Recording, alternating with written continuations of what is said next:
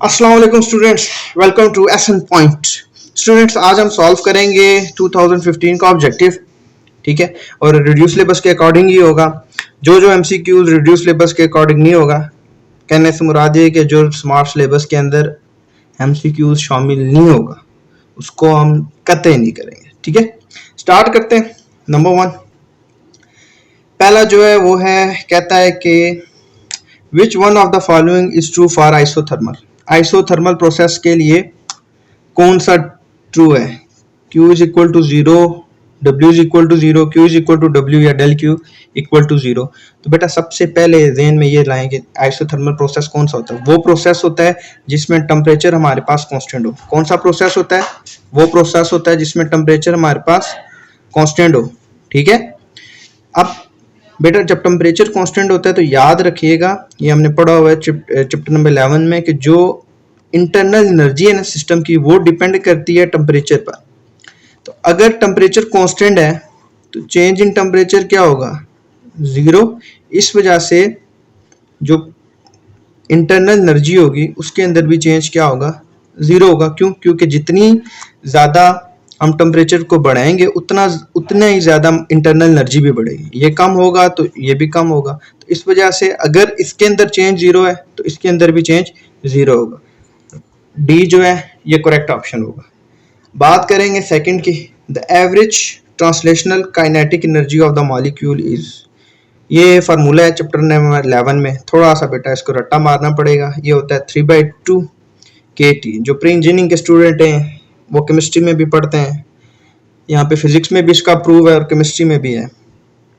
Third जो है वो है कि 1 पेटा इज इक्वल टू, ये रिड्यूस सिलेबस में शामिल नहीं है, इसको आप नहीं करें, लेकिन एहतियाती तौर पे बता रहा हूँ, ये पैराफिक्स है, 10 पावर 15 को बोलते हैं। नेक्स्ट है चैप्टर नंबर 2 में से fourth MCQs, the cross product of K cross J is equal to. तो इसके लिए बेटा एक टिप बता रहा हूँ, ये याद रख लें। कोई भी एमसीक्यूज आ जाता है तो आप ये उस पर लगा दें कि I J K,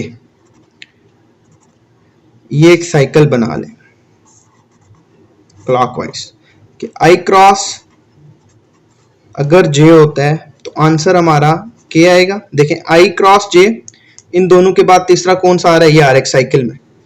लेकिन अगर उलट जाते हैं, मैं इसका रेसिप्रोकल करता हूं, मैं कहता हूं J क्रॉस I है, अगर J क्रॉस I तो डायरेक्शन इस तरफ है, मैं अगेंस्ट जा रहा हूं ना, तो माइनस K क्या पाए।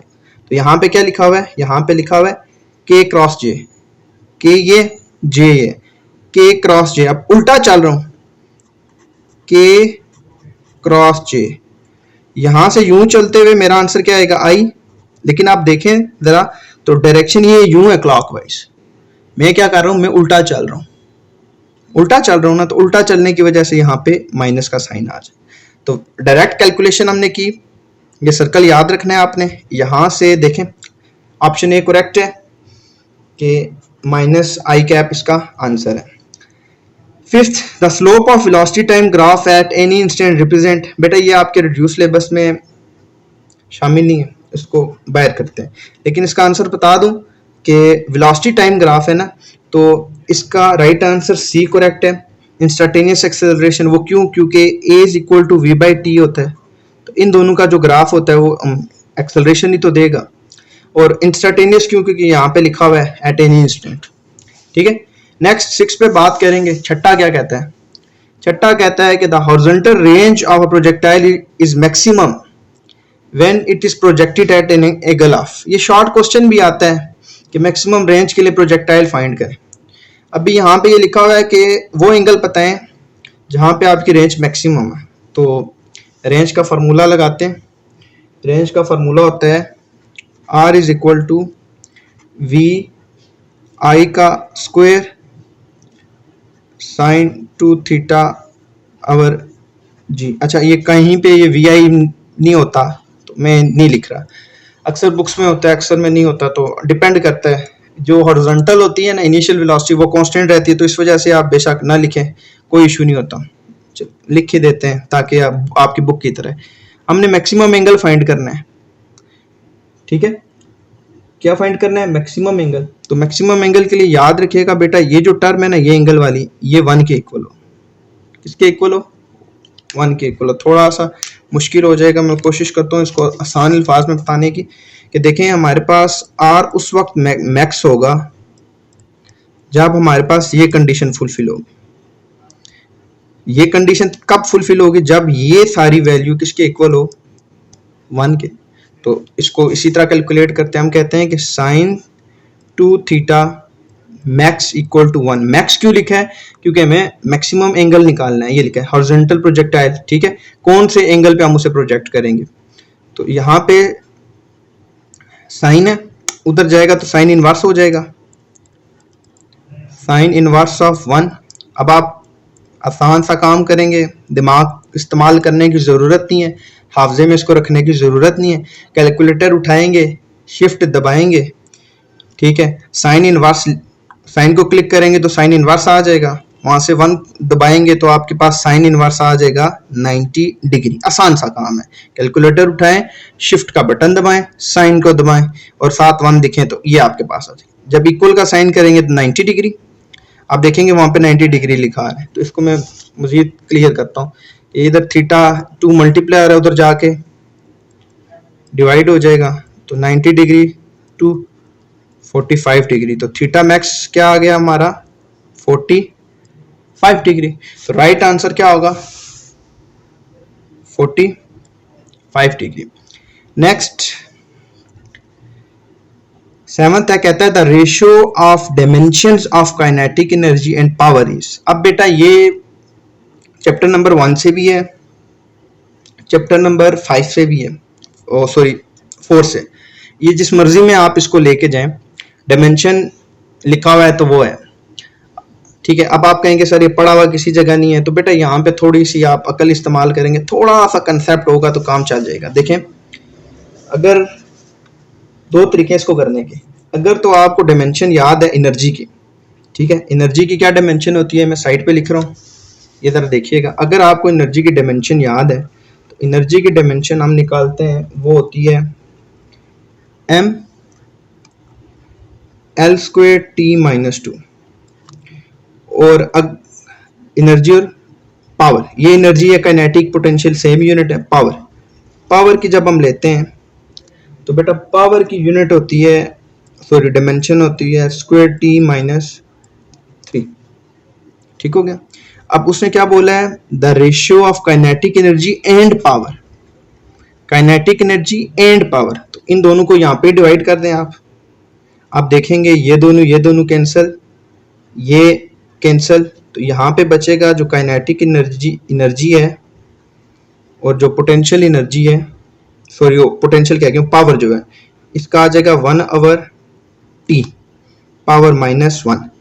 अगर -1 को ऊपर लेके जाऊं तो ये मेरा आ जाएगा t, नीचे कुछ नहीं है तो मैं 1 लिख रहा हूँ क्योंकि हमने रेशो निकालनी है। तो देखें यहाँ पे 1 रेशो, अब इसको मैं पहले रेशो में लिखता हूँ, ये देखिएगा ज़रा, उम्मीद है आपको अच्छे से नज़र आ रहा होगा। तो इसको अगर रेशो में लिखूँ तो ये यूँ बनेगा, चेक करें, ठीक है। देखें कोई मुश्किल चीज़ नहीं थी, सिंपली इनकी डायमेंशन निकाली, उनको डिवाइड किया, ठीक है, डिवाइड करेंगे तो रेशियो आएगी, -1 था ऊपर गया प्लस हो गया, तो ये डायमेंशन आ गई, ये हमारे पास उनकी डायमेंशंस की रेशियो आ गई। देखें यहाँ पे क्या लिखा हुआ है, काम पे आते हैं, क्या लिखा हुआ है, लिखा हुआ है 1:1 t:1 1 t इनवर्स mlt। अब अक्सर स्टूडेंट यहाँ तक रह के ना, यहाँ तक तो स्टूडेंट्स क्या करते हैं, ये वाला करेक्ट कर देते हैं जी कि ये वाला जी ठीक है जी, बात खत्म। लेकिन बेटा याद रखिएगा कि करेक्ट आंसर ये है, वो इस वजह से ये करेक्ट आंसर है।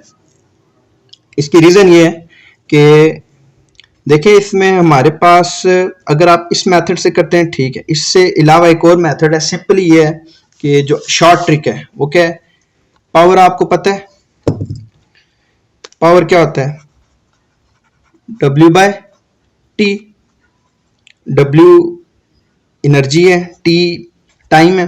तो मैं अगर इसको यूं लिख दूं तो देखें आप W/P किसके इक्वल है, T के। अब इसकी डायमेंशन जो भी निकालेंगे, T ऊपर आ रहा है ना पॉजिटिव में, तो यही चीज बनेगी, देखें नीचे आई। इस वजह से राइट ऑप्शन हमारा कौन सा हो जाएगा, बी। चलें स्टूडेंट्स, अब हम बात करते हैं एट्थ पे। एट्थ कहता है कि pi radian is equal to, eighth क्या कहता है, एट्थ कहता है कि जो पाई रेडियन है वो किसके इक्वल होगा, 0 डिग्री, 90 डिग्री, 57.3 डिग्री, 180 डिग्री। तो इस पे आप जरा देखें, कह रहा है कि pi radian is equal to, ये रेडियन है और ये सब डिग्री में, मतलब हमने पाई को रेडियन को डिग्री में कन्वर्ट करना है। तो मैथ्स में तो आपने पढ़ा हुआ है जो ICS प्री इंजीनियरिंग के स्टूडेंट है, लेकिन प्री मेडिकल के स्टूडेंट जो हैं वो उनके लिए कन्वर्जन थोड़ी सी मुश्किल है। तो इस वजह से मैं ज़रा फिजिक्स वाले रूल अपनाता हूँ। फिजिक्स में जो जिस तरह हमने पढ़ा हुआ है कि हमने पढ़ा हुआ है कि एक कंप्लीट रेवोल्यूशन के लिए, मैं यहाँ पे लिखूंगा नहीं, जगह कम है, एक कंप्लीट रेवोल्यूशन के लिए हमारे पास जो रेडियन में एंगल होता है वो होता है 2 पाई, ठीक है। और एक कंप्लीट रेवोल्यूशन के लिए मैं यहाँ पे लिख देता हूँ, ये किसमें है, ये रेडियन में, अच्छा ये एक रेवोल्यूशन में, और एक रेवोल्यूशन के लिए, एक पूरे चक्कर के लिए, यानी कि ये जो पूरा चक्कर हम काटते हैं इसमें अगर एंगल रेडियन में बात करेंगे तो 2 पाई और डिग्री में बात करेंगे तो 360 डिग्री होता है। तो दोनों क्योंकि 1 रेवोल्यूशन है तो मैं दोनों को कंपेयर करता हूँ। तो ये ज़रा साइड पे इधर करता हूँ, दोनों को मैं कंपेयर करता हूँ। तो ये आएगा 2 pi is equal to 360 degree. Pi 2 इधर क्या हो रहा है, मल्टीप्लाई इधर आके डिवाइड हो जाएगा, तो ये हो जाएगा पाई रेडियन, रेडियन यूनिट है, आपने यहाँ पे भी लिखना है रेडियन, ठीक है, इक्वल है 360 degree divided by 2, 2 1s are 2 18s are, तो क्या हो जाएगा, pi radian is equal to 180 degree. ठीक हो गया। तो राइट आंसर क्या होगा, राइट आंसर होगा कि जो पाई है वो किसके इक्वल है, 180 डिग्री। ऑप्शन डी करेक्ट है और ये रिड्यूस सिलेबस में इंक्लूड है, ठीक है। अच्छा बेटा, अक्सर आ जाता है MCQs और बोर्ड में, पिंडी बोर्ड में 2 नंबर का शॉर्ट क्वेश्चन आ जाता है कि एक रेडियन जो है क्या, 1 रेडियन वो किसके इक्वल है, प्रूव करें, या फिर वो आता है कि प्रूव करें कि 1 रेडियन 57.3 डिग्री है। तो बेटा यहाँ से वो प्रूव हो जाता है, ये ज़रा देखिएगा, ये इसको मैं थोड़ा सा सही कर दूँ, ये जो लिखा हुआ है ना पाई, इधर पाई है, आप पाई के साथ इधर पाई मल्टीप्लाई हो रहा है, इधर आके डिवाइड हो जाएगा, ठीक है। तो यहाँ पे आ जाएगा 1 रेडियन 180 डिग्री और पाई। अब पाई की यहाँ पे वैल्यू आपने पुट करनी है 3.14, जब ये पुट करेंगे तो आपका आंसर आएगा 57.3 डिग्री। तो एक रेडियन किसके इक्वल हो गया, 57.3 डिग्री। ये शॉर्ट क्वेश्चन भी आता है 2 मार्क्स का, और ये MCQs भी बोर्ड के पेपर्स में आता है कि 1 रेडियन किसके इक्वल होता है, ठीक है। अब नेक्स्ट चलते हैं 9th पे। 9th क्या कहता है, गन ज़्यादा डाल दिया लेकिन कॉम्प्रोमाइज चलेगा। 9th कहता है कि the minimum number of correctly positioned communication satellite to cover whole population earth is. बेटा ये रिड्यूस सिलेबस में शामिल नहीं है, लेकिन एहतियाती तौर पे बताता चलो, इसका आंसर है 3 कि 3 सैटेलाइट होते हैं जिनको जियो सैटेलाइट्स बोलते हैं, उन्होंने 120 डिग्री कवर किया होता है। कितना, 120 डिग्री एंगल कवर किया होता है अर्थ का, और 3 होते हैं, तो 120 को 3 से मल्टीप्लाई करेंगे तो 360। ये हमारी अर्थ है, एक इधर होगा, एक इधर होगा, एक इधर, और हर सैटेलाइट ने 120 डिग्री जो है वो एंगल कवर किया हुआ। नेक्स्ट 10th पे बात करते हैं। 10th कहता है कि the speed of hoop at the bottom of an inclined plane is. ये भी आपके एक्सरसाइज का शॉर्ट क्वेश्चन भी है कि एक इंक्लाइंड प्लेन से जब हुप जिसको हम छोड़ देते हैं तो कौन नीचे जल्दी पहले पहुंचेगा या फिर किसकी वेलोसिटी ज़्यादा होगी, तो वो प्रूव भी है। इसके अलावा लॉन्ग क्वेश्चन में भी आपके आता है 5 नंबर का अक्सर। तो चले फिलहाल काम की बात करते हैं कि वीडियो लंबी हो जाएगी। तो हुप के लिए बेटा जो होता है वो होता है स्क्वायर रूट ऑफ GH, ठीक है, हुप के लिए।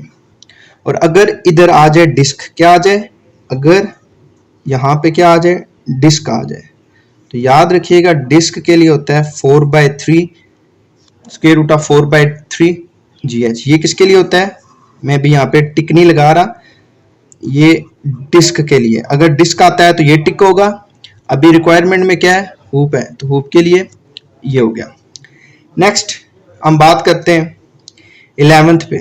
11th क्या कहता है, 11th कहता है कि which material has maximum viscosity. Glycerin, plasma, methanol, water के विस्कोसिटी किसकी ज़्यादा होगी? ग्लिसरीन की होगी, प्लाज्मा की होगी, मेथनॉल की होगी या वाटर की होगी?